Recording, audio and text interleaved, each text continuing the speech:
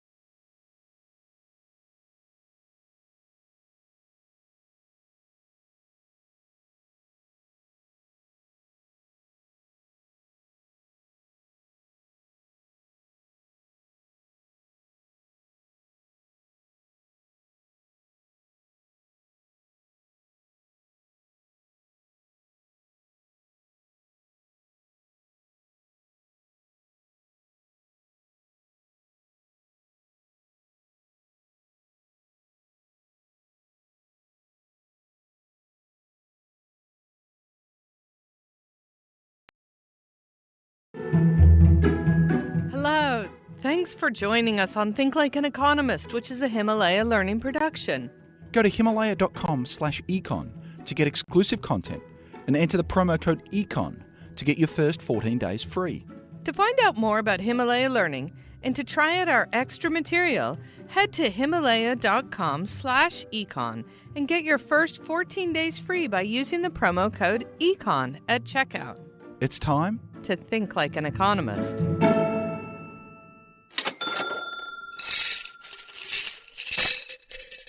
The German Historical Museum is one of the most popular museums in Berlin. It has a huge range of items about the country's history, from rare books and maps and newspapers, to toys and clothes, to medical instruments and everyday household items.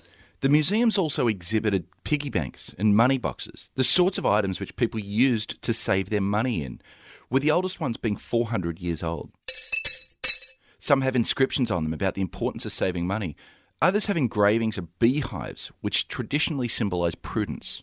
Germans have one of the highest savings rates in the world, with households typically saving at least around 10% of their income, and often much more. And during the current COVID pandemic, Germans saved even more than usual. At the end of 2019, German households were saving over 18% of their income. This jumped to a whopping 28% in March 2020. In fact, it's pretty common for people to save more when there's a lot of uncertainty about the future. And when you save more, well, you'll be spending or consuming less today. Pandemic or not, we all make decisions all the time about if we should spend our money today or save it to spend in the future. This week, we're going to be looking at consumption and saving on Think Like an Economist with me, Betsey Stevenson. And with me, Justin Wolfers.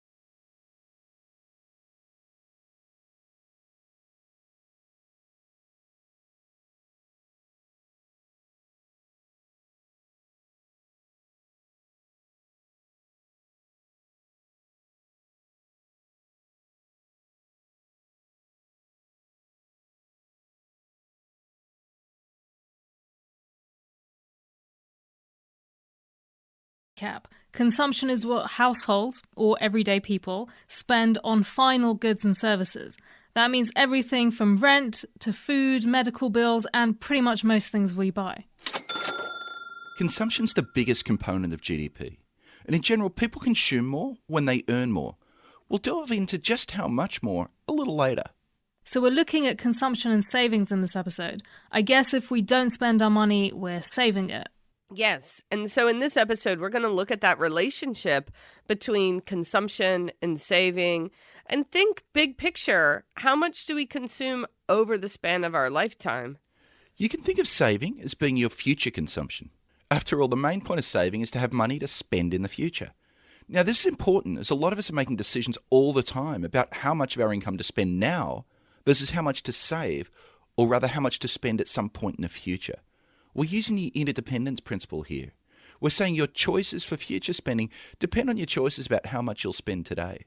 We can break this down more. Whenever you get your monthly paycheck, Naz, you have to decide how much you're going to consume and how much you're going to save. And questions about how much or how many are about the marginal principle. Yes, you can break it up into that question. Should I consume $1 more this month? And at each point, you'll be using the cost-benefit principle. So should I spend this extra dollar if the benefit exceeds the cost? Right. So now let's factor in the opportunity cost principle. Which asks, or what? As in, what could I be spending this dollar on instead? What's the next best alternative to spending this dollar?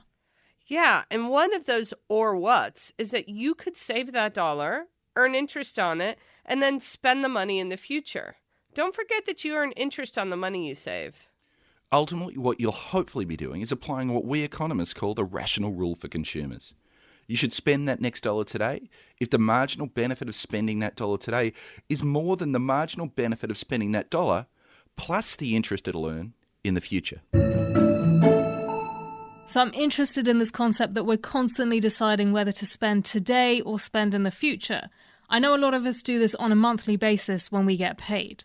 It goes beyond that, as a lot of us make decisions about whether we should spend now or in the future when we're looking at spending today versus spending in a year, 5 years, 10 years, or 20 years down the track. Naz, you've been to university, and I know you studied economics. How did you pay for it? It was a mix of savings and scholarships and loans, which I think is pretty typical for a lot of people. And so you were spending more money than you actually had at the time. That is pretty typical. You had to borrow to be able to spend money for university. Well, the thinking was that my education would help me earn more in the future, so it would make sense to borrow money and to pay it off later. I totally agree. In fact, I often tell my students to borrow money for that backpacking trip that they keep dreaming about in university. Because in the future, when they're busy with their careers, they'll be money rich but time poor. They can afford to take a loan out and pay the trip off later. And I assume there are times in our lives when we need to do the opposite, where we should probably save more today so we can spend more in the future. That's right, and a lot of us do this when it comes to saving for retirement. It makes sense to borrow money to go backpacking when you're 19, as you're going to earn a lot of money later on when you start working and you can pay that trip off. But when you're in your late 30s or 40s, and you're probably around the peak of your career and earnings, you should be living well within your means and putting money away for your retirement. So we're adjusting how much we spend at different points in our lifetimes. When we're students and not earning, we should borrow. And when we are earning, we should first pay back what we borrowed and then save so we can spend when we retire. So it sounds like we sort of even out how much we spend at different points in our lifetime. That's exactly it. This is an idea we economists call consumption smoothing. This is about having a steady amount of spending or consumption over time. Instead of being poor as a student and as a retired person and living it up when we're working, we should aim to smooth our consumption over time through borrowing and saving. If you smooth your consumption, you'll be roughly spending a similar amount through your life.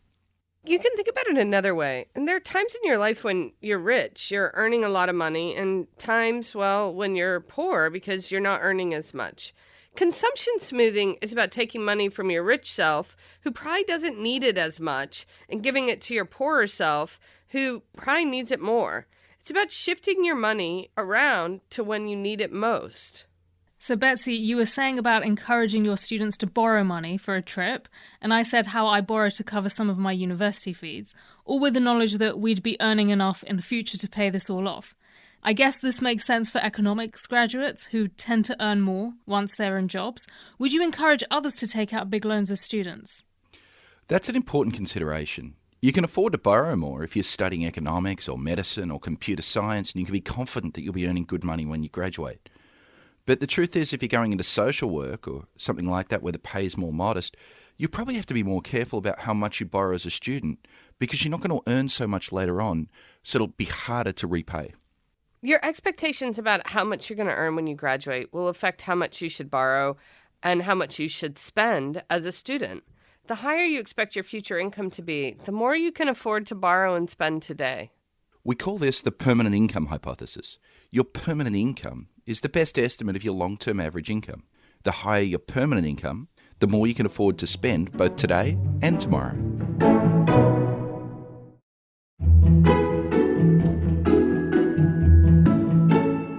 Consumption smoothing is really interesting. It sounds pretty organised, though. We know that the real world is sometimes a bit messier than these theories. Yeah, that's true. What we observe in the world is that most people, through most parts of their life, operate a bit like this. And that's because people don't like to have their consumption jump up and down. But not everybody is what we call a consumption smoother. That is someone who'll borrow and save so that they have fairly consistent level of spending throughout their lifetime. There are a lot of people who live paycheck to paycheck. We call these people hand-to-mouth consumers. It may be that they have difficulties planning ahead, or for some other reason, they tend to spend whatever income they have straight away.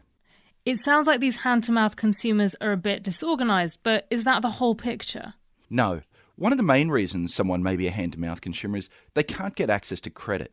A bank is more likely to lend you money if you already earn good money, or you have a house, or something that they can take away if you don't repay your loans. If you're unemployed, well, a bank is less likely to want to lend you money just so that you can pay your rent. It's going to be harder for these folks to spend some of their future income, so consumption smoothing is going to be more difficult. I think a really great example of how people get constrained like that is taking a look at what happens when people become unemployed. Without unemployment checks, people's consumption falls a lot. Those unemployment checks get spent in their entirety because without them, people don't have access to the other kinds of credit they would need to be able to maintain their consumption. While unemployment checks tend to get spent right away, not everyone tends to spend money as soon as they get it. And during the current COVID pandemic, the US government gave everyone $1,200. Most Americans actually saved a lot of this money. Our figures show the typical person spent around $350 and put the rest away to spend in the future. That last point is really interesting about how most Americans saved a large portion of the $1,200 checks they got from the government. A lot of people have been hit really hard by the pandemic. I'd have thought most people would have spent this money. The key here is that expectations play a huge role in whether we spend money today or save money to spend it in the future. I assume that when we're doing really badly, we may perhaps want to be more cautious. That's right. When people feel pessimistic, they save more as the future looks bleak, so they want to be prepared for any upcoming hard times. The thing is, this can be a bit of a self-fulfilling prophecy. I used to joke with reporters in 2019 that they kept asking economists so much about if there would be a recession that this would scare people, making people feel pessimistic about the future, and so we would end up causing a recession. Expectations are just so powerful when it comes to how much we spend and save. Remember we started this episode by talking about how Germans save a lot? Harold James is an economic historian at Princeton University. He's written and researched a lot about Germany's finances. He says that historically Germans have been more concerned about the future than Americans, and so more likely to prepare themselves in case there are hard times. And so coming back to the pandemic, how has consumption and saving played out? And I'm interested in decisions you've both made over this time. Well, we were planning on buying a new car back at the start of 2020, but then we had no idea how the pandemic would impact our income, so we held off. However, on the flip side, it turned out we were spending less on a lot of other things due to lockdown and not being able to be out and about. The obvious one is eating out. Yeah, I noticed that when I was doing my taxes recently. I was going through my accounts, and it was actually really shocking seeing just how much money I'd saved by not eating out since March. It makes sense, Naz. Eating out during a pandemic's less desirable, if it's even possible. So it's better to save that money to eat out in the future instead, once the world's more open and back to normal, and eating out is a more enjoyable experience. Don't forget, the opportunity cost of spending on money on something today is not being able to spend in the future instead. We're recording this in February 2021, and vaccination programs are now underway. So the future is looking promising. A lot more promising. There's optimism, and economists are hoping that once we've all been vaccinated, people are going to spend all that money that we've been saving while we've been cooped up indoors.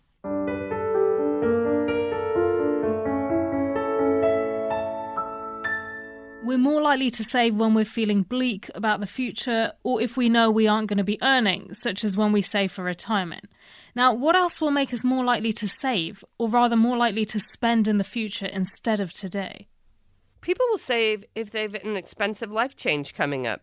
Say you're getting married, you're thinking about buying a house, you're planning to start a family. Certainly, Justin and I can tell you that families are expensive, so it's worth building up some savings in the run-up to all of that.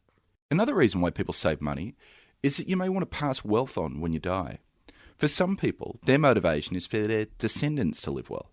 Others may care about a cause and want to leave some of their wealth to help the world when they pass. We call these bequests, and these explain why a lot of elderly people don't spend all their money, as they'd like to leave something behind for others. And macroeconomic factors have a big influence on consumption and saving decisions as well. For example, if the real interest rate goes up, well, it's going to be much more attractive to save. The real interest rate meaning the interest rate adjusted for inflation. Exactly. A higher real interest rate means you'll earn money by not spending it and putting it into a savings account. So you can spend more in the future than you could today. And one of the main ways to encourage people to save is to increase that real interest rate. And vice versa. I was recently looking at some Bank of England figures and noticed they hugely dropped the interest rate in March 2020, which is when the pandemic really started spreading around the world and there was a lot of uncertainty. That would make sense. They probably wanted to encourage people to spend instead of squirreling their money away.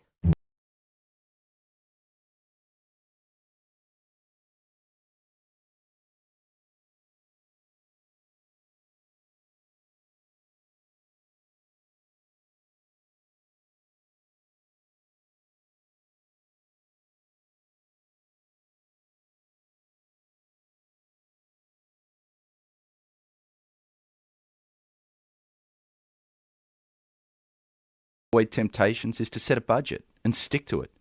People tend to make better decisions when they're making them in advance rather than the heat of the moment. And if your plan isn't working well, then sit down, reassess it, try a new plan, see how that works. At least make sure that you're thinking things through in advance.